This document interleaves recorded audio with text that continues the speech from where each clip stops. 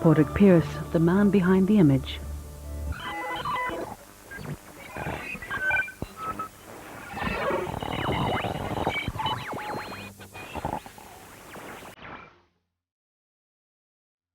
May 1916. Pádraig Pearse is taken at dawn from his cell in Kilmainham jail. He had been the public face of a rising which had proclaimed an Irish Republic and left a city in ruins. I can think of nobody that was so unselfish about his life. He was ordinary enough to be a relevant person, but extraordinary enough to be heroic. He inspired generations, but left a terrible legacy of violence. He's a cynical man, a vain man, a dishonest man, an anti-democrat. He's a proto-fascist. Pearse showed himself in profile. It hid a slight squint, but also kept his distance from us. One could see the earnestness, the utter earnestness, the almost mystical earnestness of the man, the feeling that he was living in another world altogether. Pearse played many parts in his life. Headmaster, author, revolutionary. But who was the real Pádraig Pearse?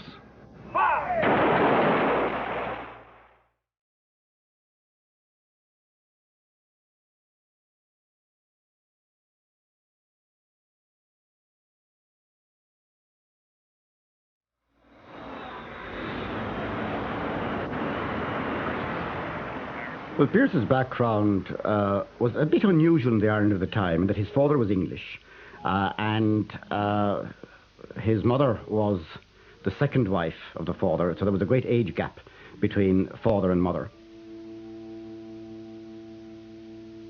Pearse grew up in a lower middle class, I suppose, or upper artisan home, reasonably comfortable. The father came from a Victorian radical artisan background, quite concerned with the search for respectability, as that background tended to be. He began as a stone carver, then described himself as a sculptor, quite successful one.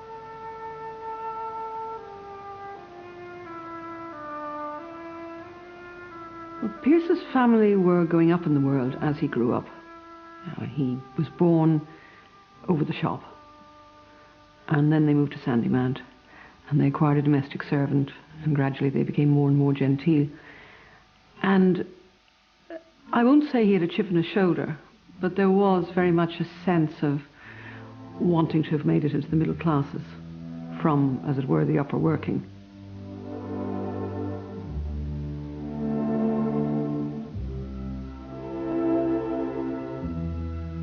At Pearse's last home in Rathfarnham, family mementos are stored away. Pearse's father taught him to question authority, but gave him little inspiration to be an Irish patriot. Pearse's nationalism was not, in any case, inherited from his father. Pearse, when he was a boy, was brought up to speak, and did speak in class once, of the British Navy as our Navy. And the Christian brother in charge of the class came down on him and gave him a terrible tongue punishing, which seems to have stuck with him all his life, that this was the terribly wrong thing to say, so that he kind of repudiates his father and went with his mother's people. He was getting a very pious nationalist upbringing from his mother and from the Christian brothers, while his father was a radical and a free thinker. The Pearses lived very much in their own little world. There wasn't that much political debate in his house. It was all much more tales of the Irish, Celts, old Gaelic folk tales, that kind of thing.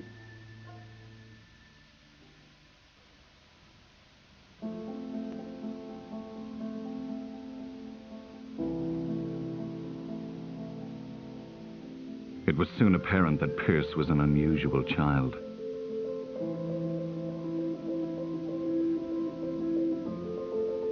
In the evenings, he would give lectures to his family on the Celtic and religious fables which seemed to transfix him.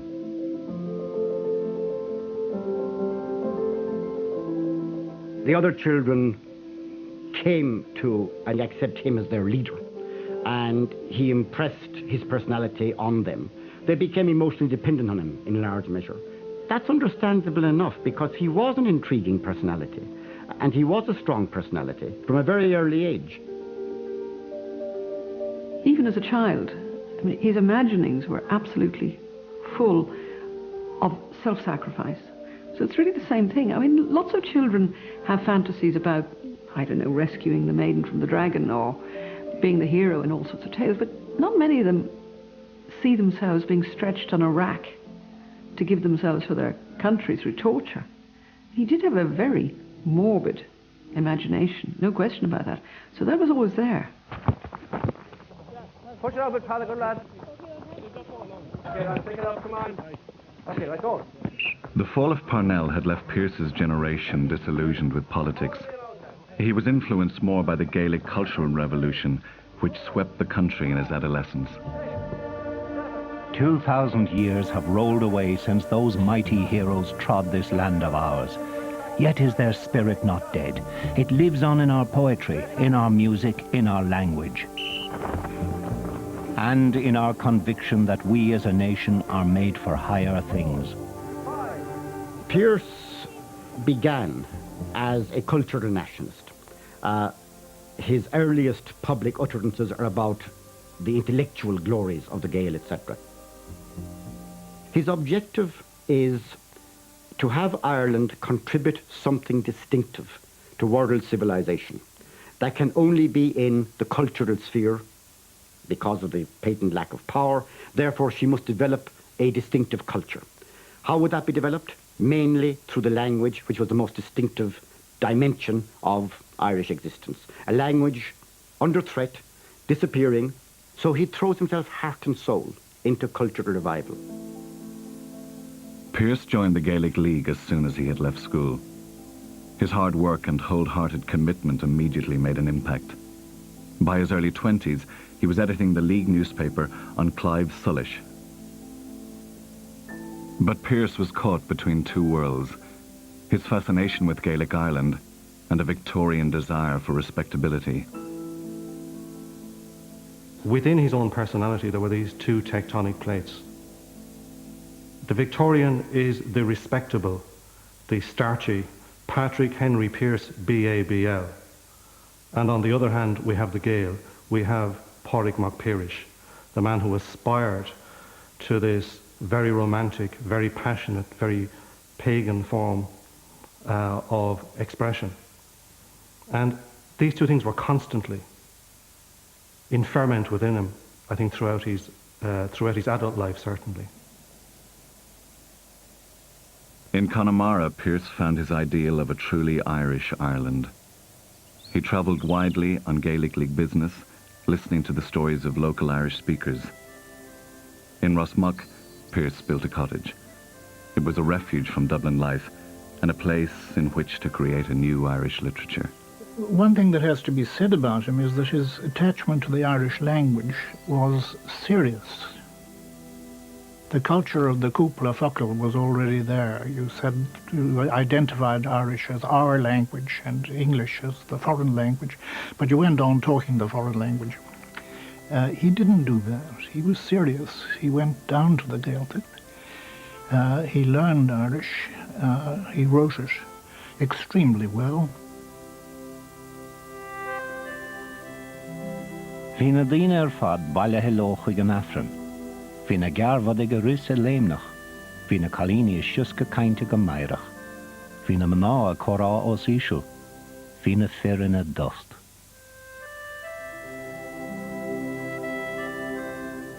Pearse felt great empathy with the ordinary people of Connemara, but he knew that he remained to them a stranger, the young man in the fine suit.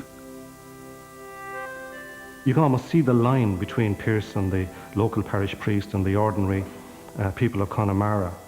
And he wrote at one stage, you know, Pearse, you are to darken yourself.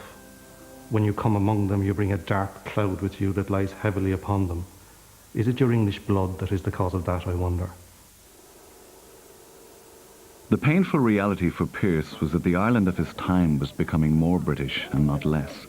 Despite the best efforts of the League, the language itself was dying. Pearse saw education as both the cause of this Anglicisation and the remedy. But he actually describes the English education system in Ireland as a machine designed purposely to intimidate Irish people. And his condemnation of the system was based upon its absence of any catering for the national ideal. He wrote, actually somewhat later, that the reform of the education system was as important as political independence.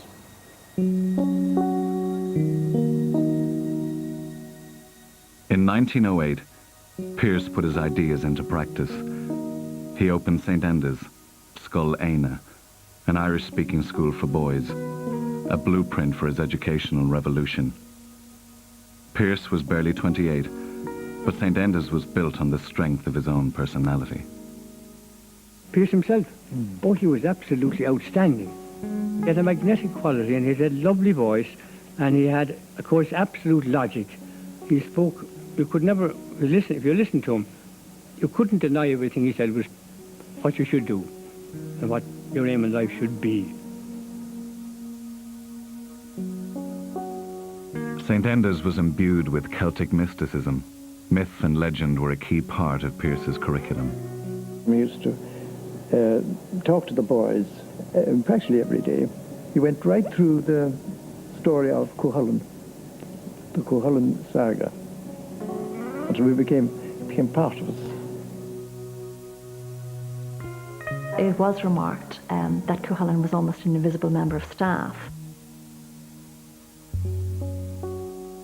There are a number of parallels between what Pearse was trying to do in St. Enda's and what was happening in the British public school system, even though he was critical of that very system. The first is a recognition of the importance of stories and legends and mythology. And so Pearse revives and reworks legends and myths from the Irish tradition as texts for boys. He saw that as a way in which he could educate a national Irish boy or citizen. Pearse's school was an adventure. He went on a journey with these boys. They didn't know where they were going. That's what made it such a wonderful thing. That's why most of the pupils who experienced St. Enda's knew they were dealing with an exceptional man. Of course, none of us realised that he was himself going to die on the very type of build-up in minds and training that he was trying to install in us.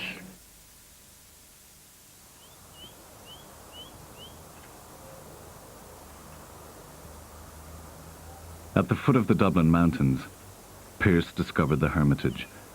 It was an imposing building set in 50 acres, and Pearse decided St. Enda's spiritual home. In 1910, Pearse moved his school, though he knew that the rent was well beyond his means. The Hermitage was to prove a crippling financial burden until Pearse's death.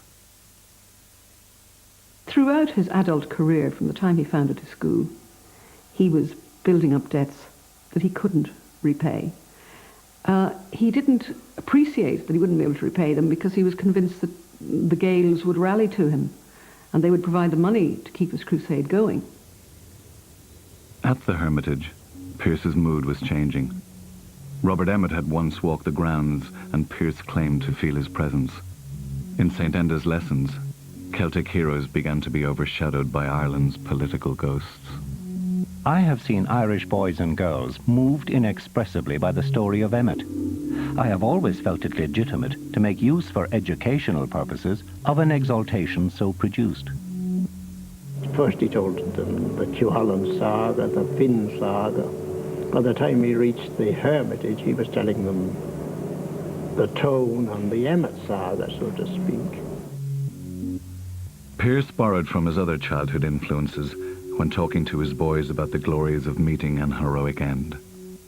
For Pearse, like for all people steeped in Victoriana, the great nightmare of life was growing old. The unacceptable thing was to grow old and die.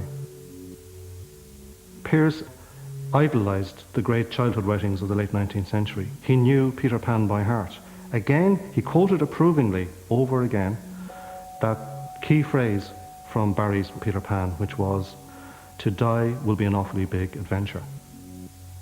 There are elements of truth built within the stereotypical image of Pearse.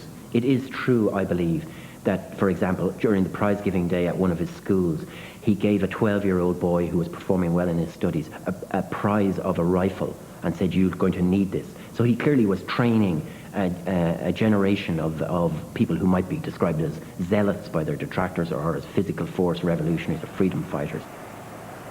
Never once did I ever hear him make a direct statement to his pupils about an insurrection. Except, I think it was about 1910, we were in an English class, just a small group of us.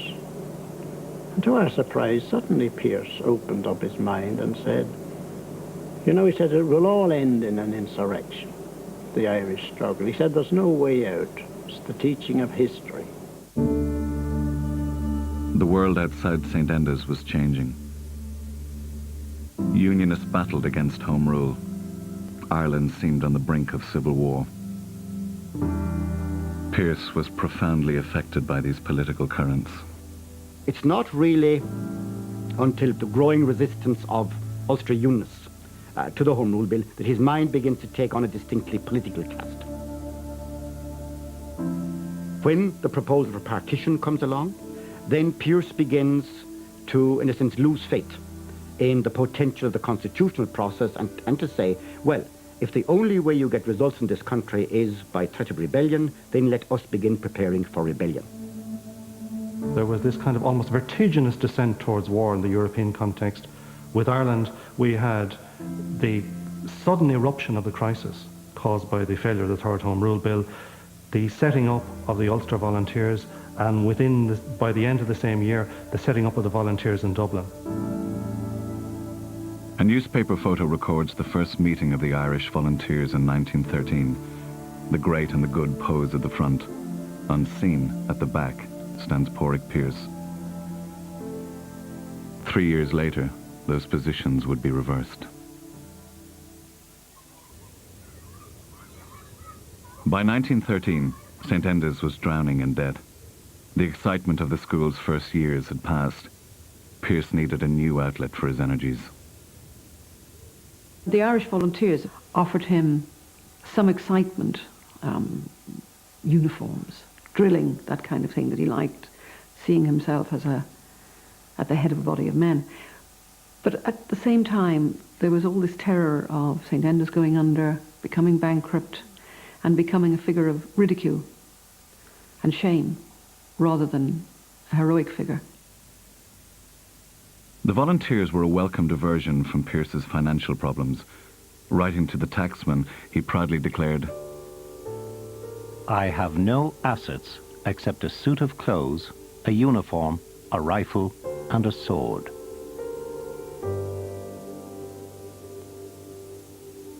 St. Enda's debts were to change Pearse's career.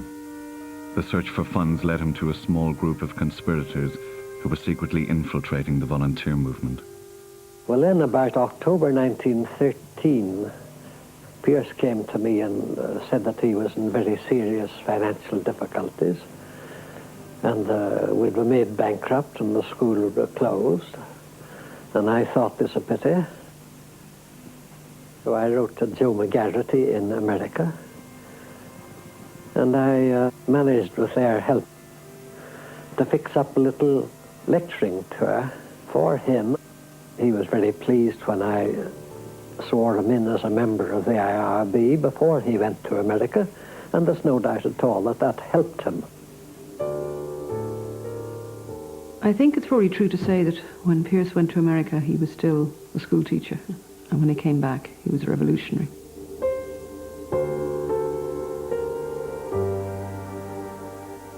In America, the IRB provided Pearse with a platform to make speeches and raise cash for his school. What he was really about was putting together money through those performances to send back here to the school, desperately wiring money back here to keep the school going.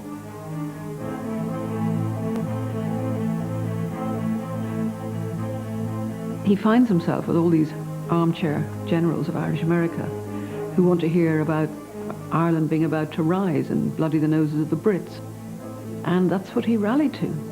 And the more extreme his speeches, the more enthusiastic the audience. They didn't want to hear about St. Enda's and bilingual education. They wanted to hear that a lot of British throats were going to be cut. Pearse spent 3 months touring America. As he returned home in May 1914, he knew now where his future lay. I believe the experience of being in America consolidated Pearse's sense of himself as a politically significant and effective radical nationalist. He couldn't contemplate by the time he came back the notion that there wouldn't be a revolution. He had fed off Irish America. It had fed off him. And he had swayed some very large crowds. And he had promised Irish Americans that he would lead a revolution. And it became a matter of pride. The Ireland Pearse returned to was consumed by thoughts of war. In the summer of 1914, Irish men in British uniform marched off to Belgium, fighting, they thought, for home rule. Their separatist colleagues remained at home, under pressure to prove themselves equal to the men at the front. The idea that their generation were sacrificing themselves for an ideal in Europe. What were we doing about our ideal? What was happening in Flanders put it up to these tiny coterie revolutionaries in Ireland. What do you stand for? What are you prepared to do for your ideals? Pearse was rising quickly through the ranks of the open volunteer movement. But he was also anxious to make an impact at meetings of the small IRB circle, controlled by veteran Fenian Tom Clark. So Pearse got up. He was carried away by enthusiasm. So he said, when were they ever going to do anything? Well, those that were there had been doing quite a lot. And there was one of them quite infuriated. Pearse said, give me 100 men and I'll free Ireland. I will attack the castle. Which was a very extraordinary statement from anyone else. And this man got up and he made a violent attack on Pearse. Very bitter, very rude. But Pearse was growling away beside me. He said, yeah. He said, I'm the only dangerous revolutionary of the lot of them. Despite the tensions, both sides needed each other. Clark and the IRB had the organization. Pearse could provide the words for the revolution.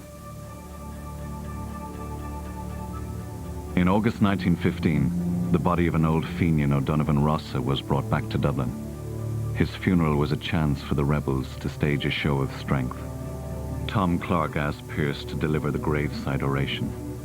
Pearse was selected to do the O'Donovan Rossa speech.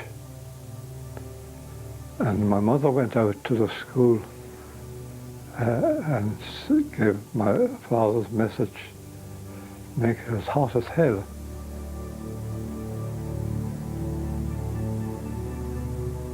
Pearse had been nervous while drafting his speech, but as O'Donovan Ross's coffin was lowered, the intense young headmaster stepped out of the political shadows and addressed the crowd. Life springs from death, and from the graves of patriot men and women spring living nations.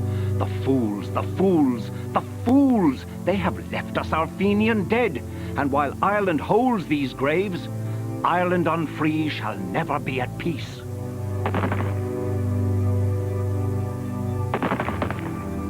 The speech was a turning point for Pearse. Certainly it took quite a while for Tom Clark, who was the spider at the centre of the IRB web, really, to trust Pearse, because he thought he was really just a rhetorician.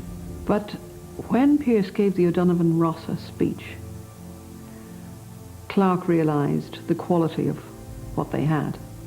He realised they had the figurehead they needed. He could speak, he could write, he could provide the words to justify the revolution. Pearse was ecstatic. He was accepted onto the military council of the IRB, where he discovered that plans for an armed rising were well advanced. Writing to a contact in America, Pearse exclaimed, "The Rossa funeral was wonderful." As you come closer to a rising and the military plans slip into place, then the propaganda dimension looms ever larger. How will this be, in a sense, marketed to the public? Once the decision for a rising has been taken, Pearse is very anxious to stamp his imprint on the image of the rising. So he embarks on this passionate series of pamphlets, in a sense, writing the gospel. This period of his life, teaching during the day, perhaps rushing off to some volunteer meeting, perhaps spending a weekend down drilling in the country, back at midnight trying to write a newspaper article or balance these appalling books which were telling him all the time a story of ruin, imminent ruin. All that was churning round his head. He never stopped. He was constantly on the go. But you could also say, in a psychological sense, that this helped to, if you like, deflect the turning inwards, the reflection upon the self, which was always difficult for Pearse, because who was this self, this Pearse?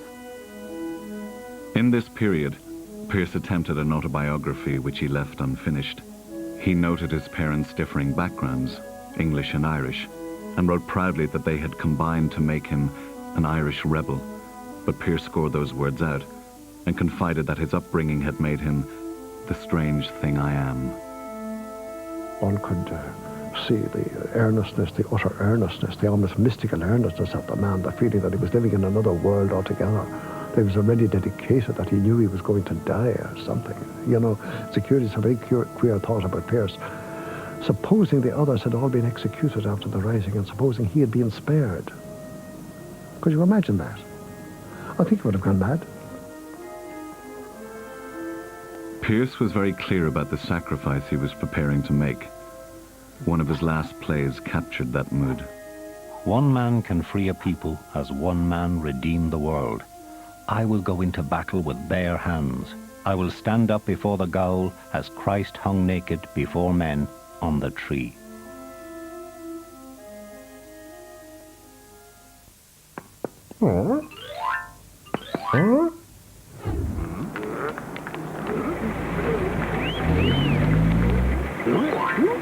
For all your questions and requirements on building materials and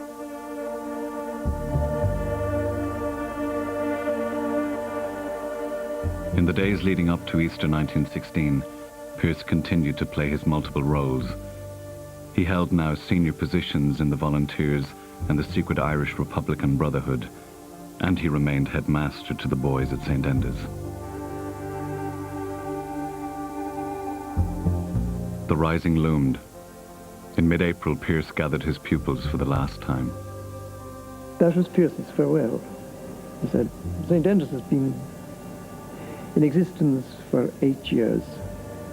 It may go on to 80 years, but its work is done.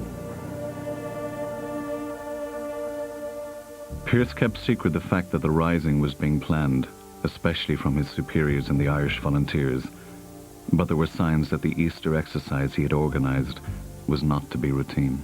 Pearse, he started to talk on the manoeuvres that were going to take place on Sunday, and how important it was that every man would be out on them.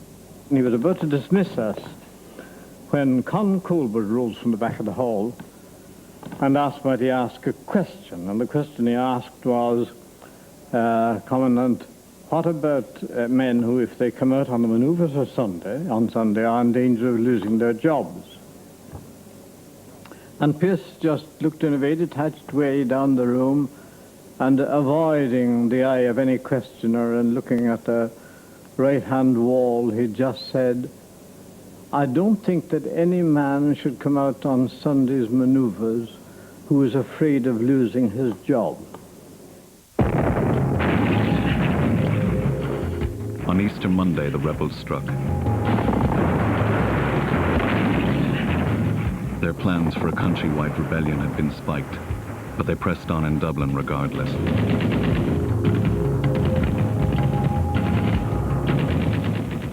You know, there was an air of unreality about 1916 as a military event. I mean, here you got all these characters dressing up in bespoke uniforms, going into the biggest building, the second city of empire, and saying to the biggest army in the world to come and get us.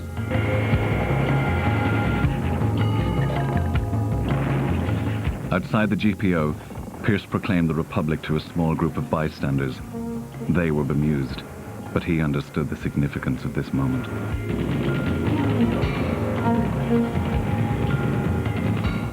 He saw that the democratic will of the Irish people was never listened to.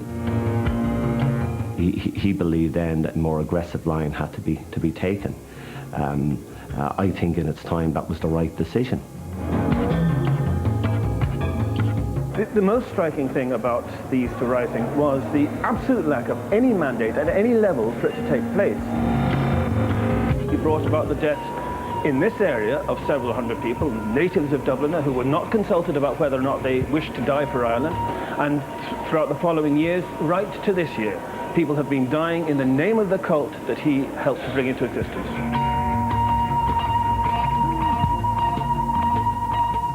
The proclamation cannot be, I think, altered, thankfully. He gave his life, we're his heirs. He has given us the right to fulfill our destiny. Without violence, no person, no man can give a bigger sacrifice than that. The Easter Rising left nearly 600 people dead. It had lasted barely a week. The rising that occurred on Easter Monday was not the rising they had planned. Ironically, had the rising they planned occurred, Pearse might not at all have become so central a figure, because the military dimension would have continued much longer. The military authority of others would have been more important than his. It was precisely because it failed heroically and gallantly, but quickly, that then it's the image of the rising that becomes all important subsequently. And while Pearse is not the most important figure in planning the rising, he is the key to the image of the rising.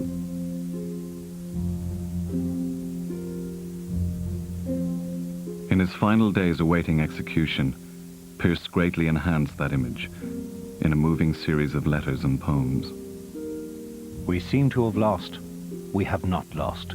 To refuse to fight would have been to lose. To fight is to win. The paradox of the martyr fantasy in Pearse was that he perceived it as the person who dies alone in public.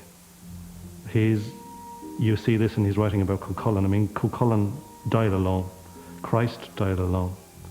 And even in his court-martial, he begged that others would be saved and that he would die alone. My dearest mother, I have been hoping up to now that it would be possible to see you again, but it does not seem. The beauty of the world hath made me sad, this beauty that will pass. Mother, goodbye. I have not words to tell my love of you, and how my heart yearns to you all. I will call to you in my heart at the last moment. Early hours of the 3rd of May, they were taken down to where that cross now stands. Their hands were tied behind their backs. A white marker was placed. The military authorities who ordered Pearse's execution could not have foreseen that within a few years it was they who would be gone, and he still remembered, nearly a century later.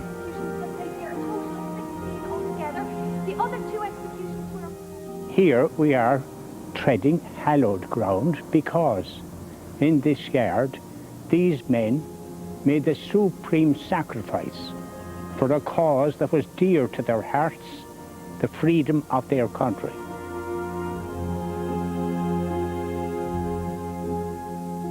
I love Pearse for his poetry, for his writings, for his enthusiasm, for his determination. He had a vision. As Pearse had predicted, the executions of the leaders had served to vindicate the rising itself, and it was Pearse who gained most in the aftermath. we had a collection of martyrs, as it were, who were uncomfortable. Connolly couldn't be brought on board because he was a socialist, and socialism had no place in the free Ireland that developed. I didn't know enough about Tom Clarke, because on the whole, conspirators keep a low profile. But it was as if Pearse had created a whole body of literature just for this purpose. And he couldn't have done a better job, and it was a typically thorough Pearse job. Perhaps Pearse had done too thorough a job at preserving his own memory. He is thought of today as the first president of the Republic. That is how Pearse described himself in a bulletin he wrote during Easter week. But many of the rebels thought that Tom Clarke had been given that honour. I saw Tom Clarke, grey-haired old man he was. He stood very, very straight, very erect, quite fearless. And there were two young officers with him. I remember one introduced him to the other as the President of the Irish Republic. I didn't see Clarke anymore after that. A year later, when the Easter week prisoners were released from prison, there was some surprise that the event was already being promoted as Pearse's Rising. Tom Clarke's wife was there with her son to meet Sean McGarry, the chairman of the Volunteers. On the morning of the general releases, we were on the ramp in Westland Row Station when Sean McGarry, after saying hello to his family, rushed over to my mother and said, "Who in the hell made Pearse president?" Because Pearse had the pen, he becomes increasingly the public image. And he slips from that into being not just the public image, but becoming the president. He assumes a status of office, which in fact does not reflect his previous position. He was never that dominant, but he assumes it as a right. And he was conscious of being in the succession of those he had written about over the previous few months: Tone, Emmett, Davis, Mitchell, Lawler. Pearse. Pearse achieved the political immortality that he had sought. His family were paraded to confirm Pearse's blessing on his political heirs. But in many ways, independent Ireland fell short of Pearse's ideal. The society which was created in the 1920s and 30s was not the sort of society that Pearse would have wanted. We didn't seek, for example, to change our education system or our legal system and inject into those systems Republican ideas and mores. We built an education system which frequently aped the education system of Britain. I think Pearse would have been unhappy with that. Despite the official plaudits, Pearse's school did not survive the 1930s. Two of the surviving staff who sent in have told me that they went in with Margaret Pearse to De Valera's, to government buildings, asking him for a grant to keep it going. And in the middle of the conversation, just as they were getting around to the discussion of money, his secretary came in and said, "He shicked out to a test dollar a phone." And one of them said, and the school was closed a month later. Pearse's social radicalism was forgotten. His image was reduced and simplified. He was a pious and selfless patriot, a soldier unconcerned with the practicalities of this world. Pearse's work was full of religious imagery. People weren't going to mention that he'd been extremely anti-clerical anytime there was any kind of clash with the bishops. Pearse was very courageous in standing up to them. But he was a devout communicant. He didn't appear to have committed any sins. And he was a perfect role model for the kind of Ireland that developed after the Rising. The image of Pearse as a plaster saint, as a stained glass window icon, that persisted into the 1960s. The classic example of it is that triptych in Galway Cathedral, where Pearse, John F. Kennedy, and Christ appear as the three persons of the Blessed Trinity, virtually, capturing, it seems to me, however strangely from today's perspective, a reverence for tradition in its purest form, as reflected in the image of Pearse. Nobody bothered actually to learn anything about him. It was very convenient to have this person whom we were told would probably be canonized someday, who was a perfect son. They didn't really want to look at the reality behind a hero. For those that cared to look, there was one side of Pearse which his supporters had always been at pains to conceal. From the beginning, there was perhaps, if not an anxiety, certainly a concern about Pearse's bachelorhood. The intense young headmaster had been teased for his shyness around women and had few close relationships outside his family. His biographers were keen to suggest that Pearse's lack of interest in women was the result of a broken heart. Desmond Ryan, a friend of Pearse's, in his biography, actually constructs this secret love of Pearse's and uses this secret love to explain Pearse's isolation from adult emotional attachments. And the secret love he's talking about is a woman called Eileen Nichols. And Eileen Nichols was a Gaelic leaguer. She was a colleague and a friend of Pearse's who drowned off the coast of Kerry. He was understandably upset at that, but that friendship subsequently became translated as having been a secret engagement. The lost fiancé story was required for another reason. Pearse had never made a secret of his devotion to the boys in his care, but some of his writings made uncomfortable reading. I forgive you, child of the soft red mouth. I will not condemn anyone for a sin not understood. Raise your comely head till I kiss your mouth. If either of us is the better of that, I am the better of it. There is a fragrance in your kiss that I have not found yet in the kisses of women or in the honey of their bodies. Pearse's fixation with the boy does have to be seen within the context of his time. And for late Victorian and early Edwardian culture, there is what is known really as the cult of the boy. This kind of fixation on youthfulness and youthful beauty. I would think that it's important to make a distinction between a knowing interest in young men and a more popular, a more popularized image of young men that was certainly common and circulated within Edwardian culture of that time. He did have homosexual inclinations.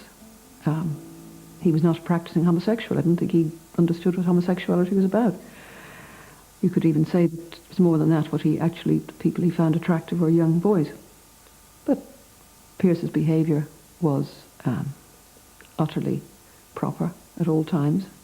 He was a man of the highest ideals. That is the way he was. An interesting man, extraordinary man in many ways.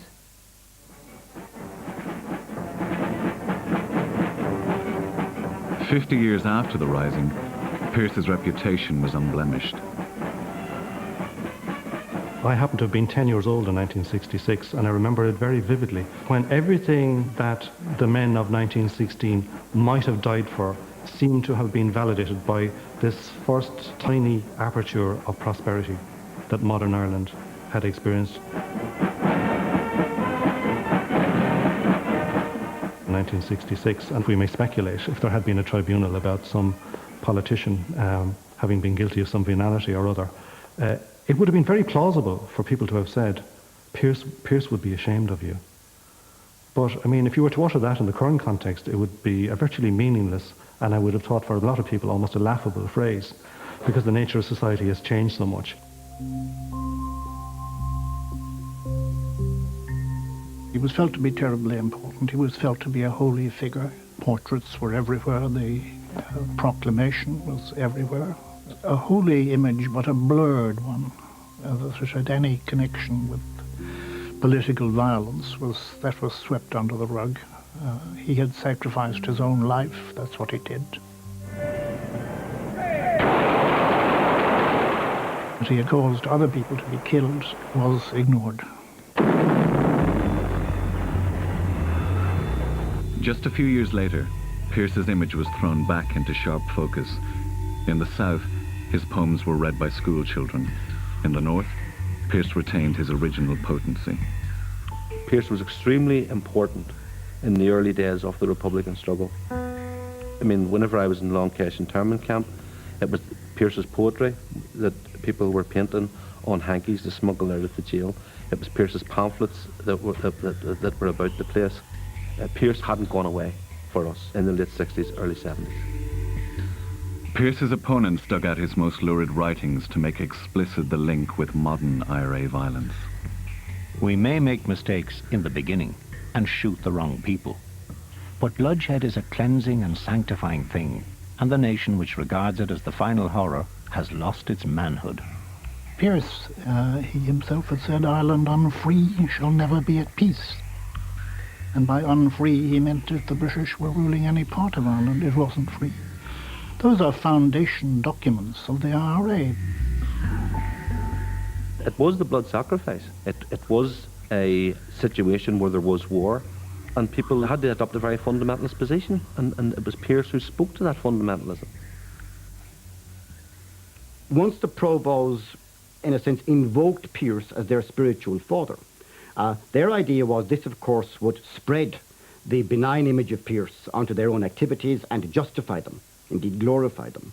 But the critics of the Provosts began to say, well, if Pearse is their spiritual inspiration, and this is what these guys are doing, then there must have been something wrong with him.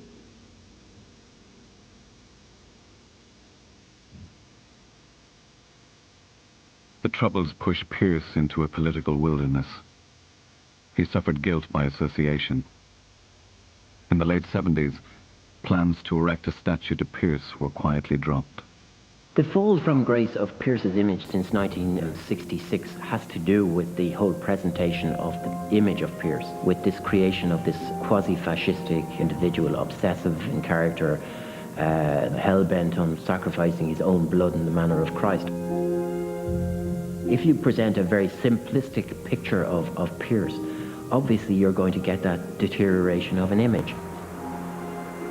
On Westland Row, the school that Pearse and his brother Willie attended, where he first learned Irish, and where he is now almost forgotten. I was a pupil here myself in the 60s, and of course the whole Pearse thing was very, very important. And from that period, and maybe even before that, we used every Easter have a special school parade to Arbor Hill, which was kept up for a number of years. Now that just went by the wayside.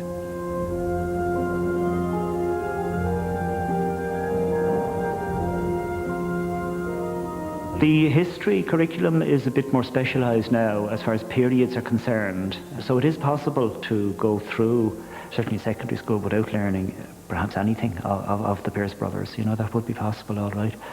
And I think a lot do, you know.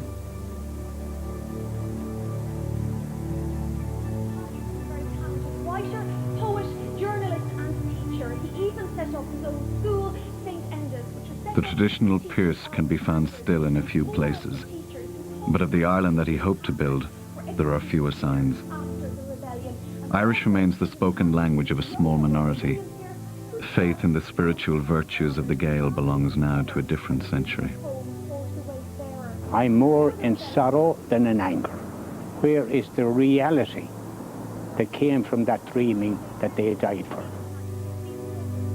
It's a bad thing that he's just, after all he did, his stature as an Irishman, as an educationalist, apart from everything else, he does not deserve to be just brushed aside or neglected. And to be ignored is nearly worse than being attacked.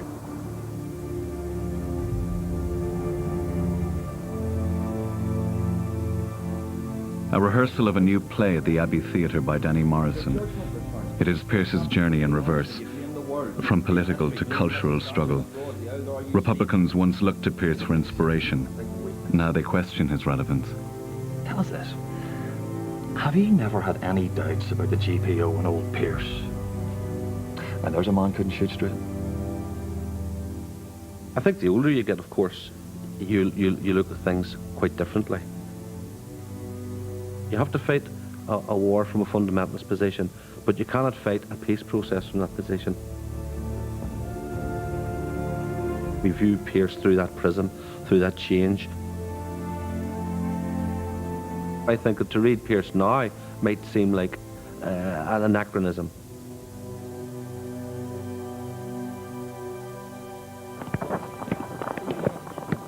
Pearse's politics are fading from view. But the Gaelic cultural movement which first attracted him continues to thrive. Even if he no longer has the power to inspire or repel, Pearse will still have a presence in places like this. I think that there has been a jump of a generation. I mean, the founders of this club, let's say, in 1962, they would have had a tangible link with the era, with the 1916 era. The current generation of youngsters, let's say, are sort of a generation removed, so it's less tangible.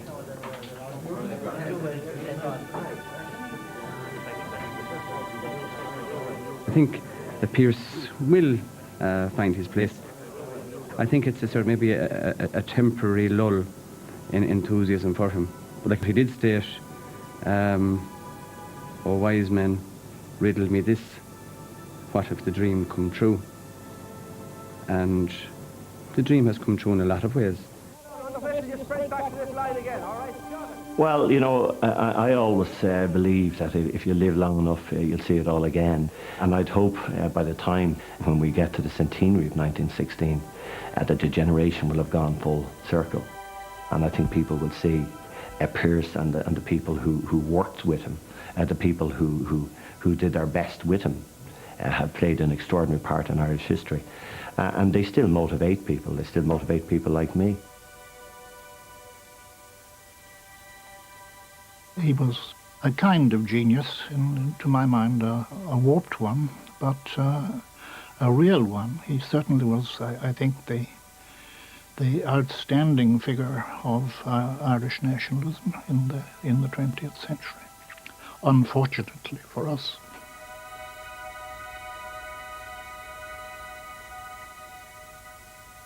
I think it would be a great pity if Pearse were to be forgotten through, in a sense, denial or through deliberate amnesia, because having been appropriated by the provosts, then in reaction against that, we want to simply blot out from Irish history anything which appears to give comfort to that particular perspective.